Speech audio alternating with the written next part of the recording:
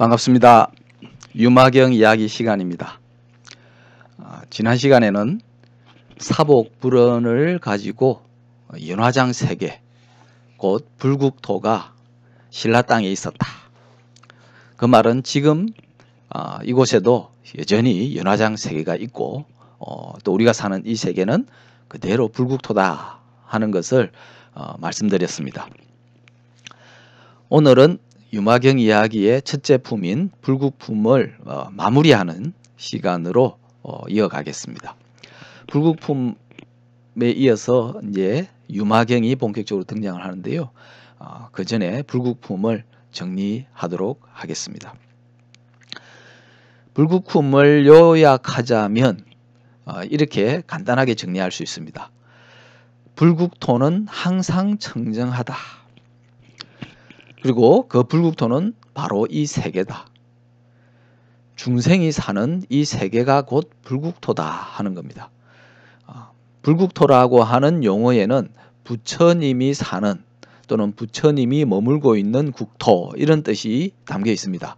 그러나 그것은 겉으로 드러난 의미에 불과하고 실제 그 이면에는 중생이 곧 부처다 또는 부처가 곧 중생이다 하는 것을 기본으로 깔고 있기 때문에 불국토는 곧 중생의 국토이기도 합니다.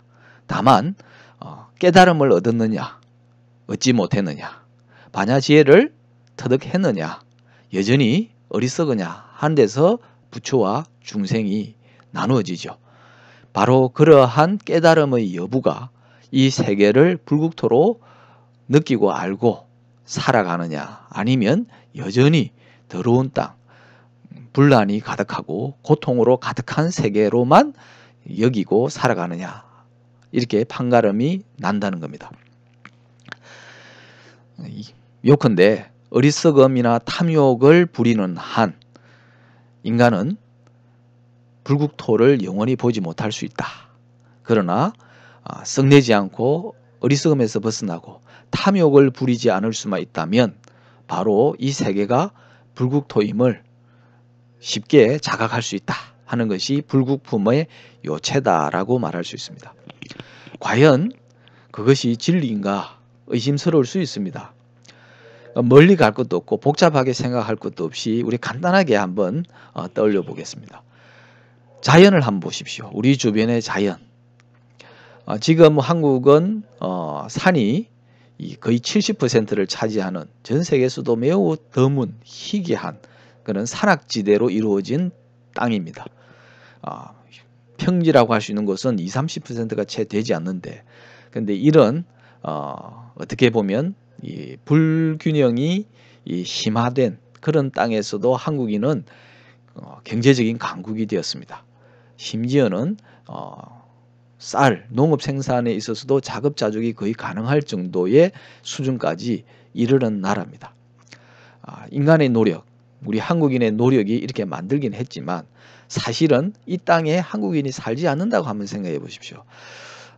불과 몇십 년 전에 벌거숭이 산들도 원래 벌거숭이 산들이 아니었겠죠. 우리가 나무를 심으면서 키우긴 했지만 그 이전에는 한국인들이 주로 나무를 베어다가 불을 떼기 때문에 산 곳곳에 있던 나무들을 다 베어 없애는 바람에 벌거숭이가 된 겁니다. 만약에 사람들이 없었다면 벌거숭이가 될 이유가 없었겠죠.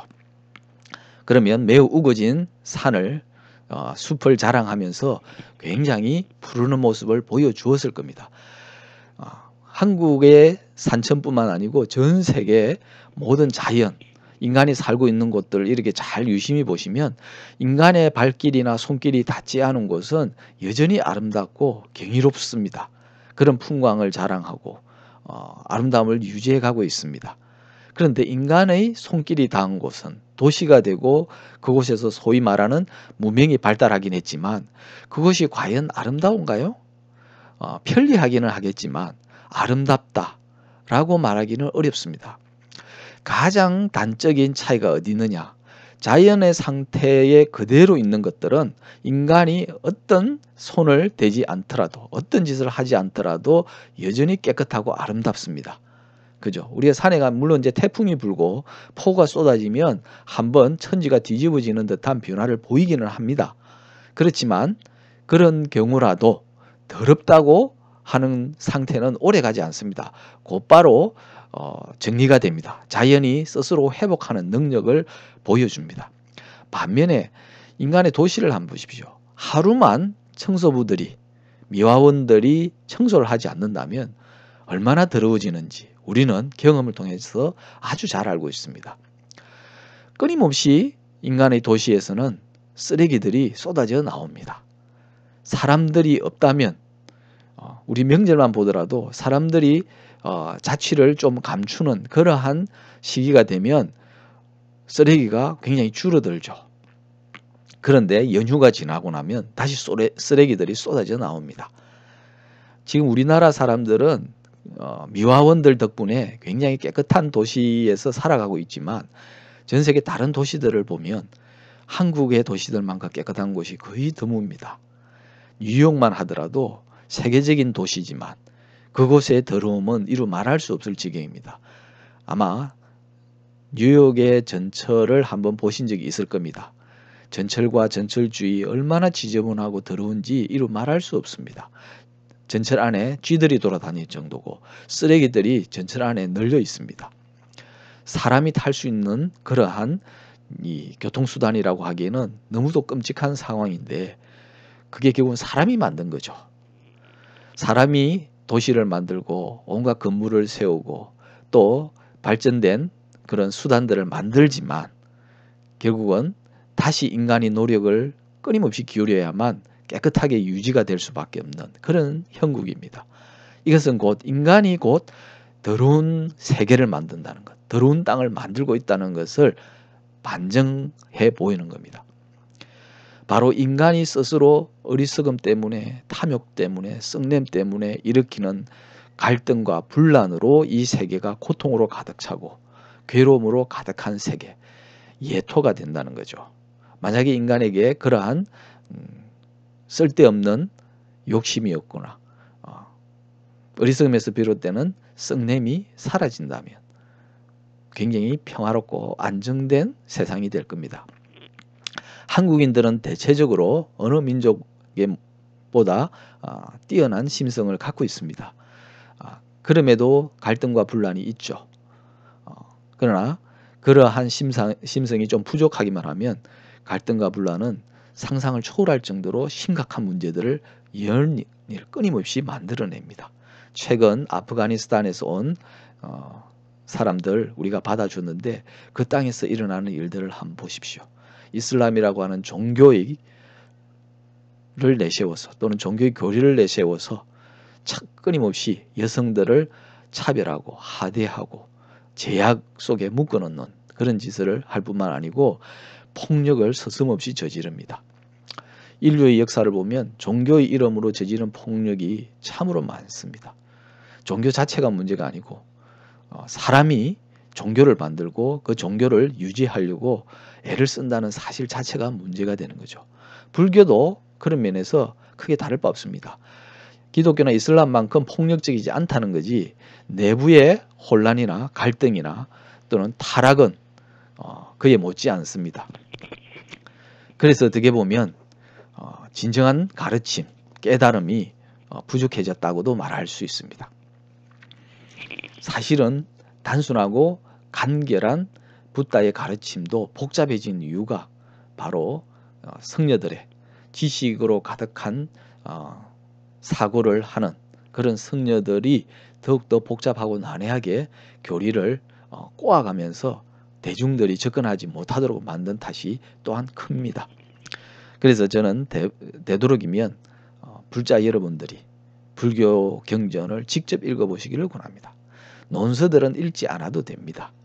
너무 복잡하고 난해하기만 하고 붓다의 가르침으로부터 오히려 멀어지게 만드는 요소들이 훨씬 많습니다.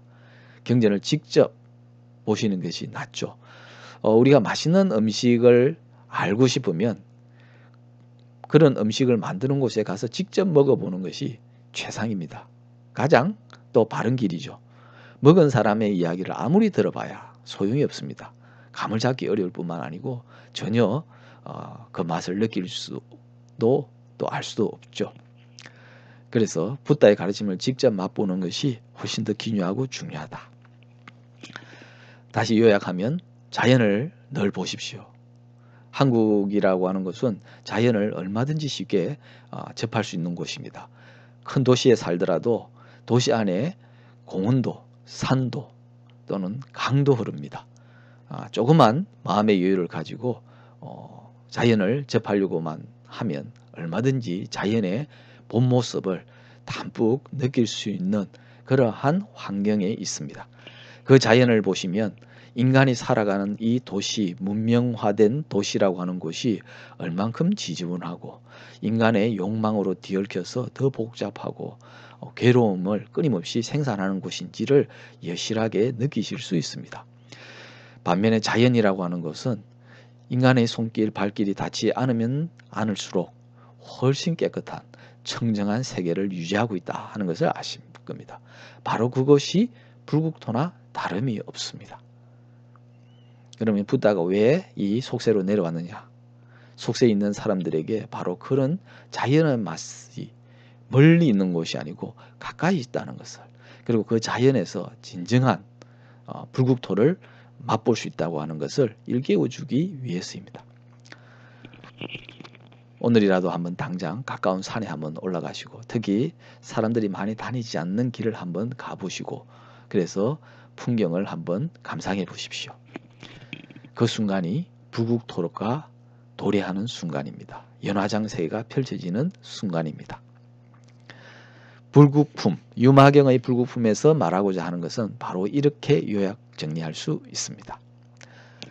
다음 시간에는 두 번째 품, 방편품으로 넘어가도록 하겠습니다. 오늘 이야기는 여기까지입니다. 성불하십시오.